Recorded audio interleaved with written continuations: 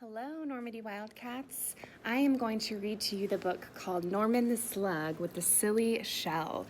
And then afterward, you can watch my video tutorial on how to make your own slug with a fancy shell that's unique to you. Super fun project and so much room for creativity. Here we go. Norman the Slug with the Silly Shell. Norman the Slug thought snails were great. "Wow," said Norman, "look at them, they're amazing."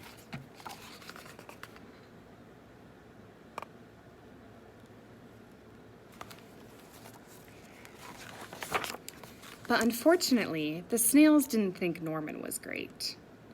"Norman, you silly slug," they cried. "You've spoiled our fun. This only works if you've got a shell." Norman felt left out. Sadly, he sulked off into the moonlight.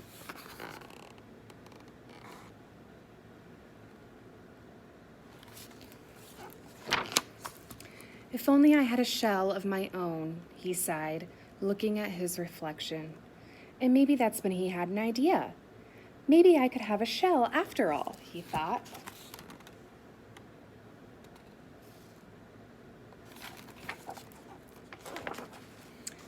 But finding a shell was not as easy as it seemed.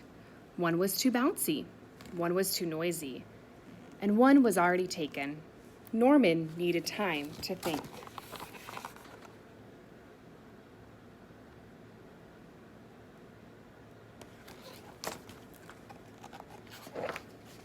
Ta-da! A shell! It was perfect. Norman had never been happier. He could join the snails at last.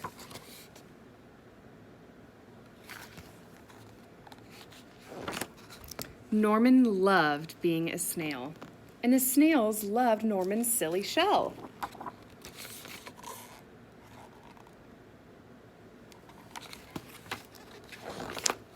But the fun didn't last for long. Suddenly there was a loud flapping of wings. "Look out! Bird!" cried the snails in panic. "Quick, slither for your lives or we'll end up as supper!"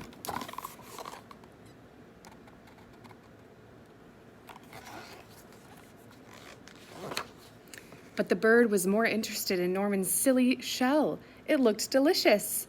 Norman was being carried up, and away, higher and higher into the sky. What could he do?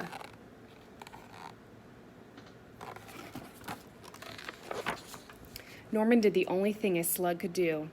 He made slime, lots and lots of it.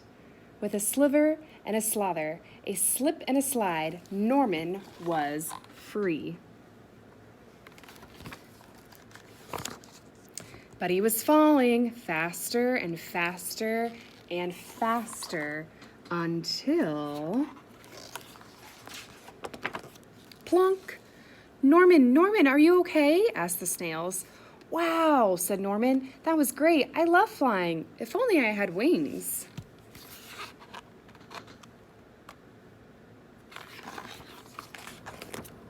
Ta-da!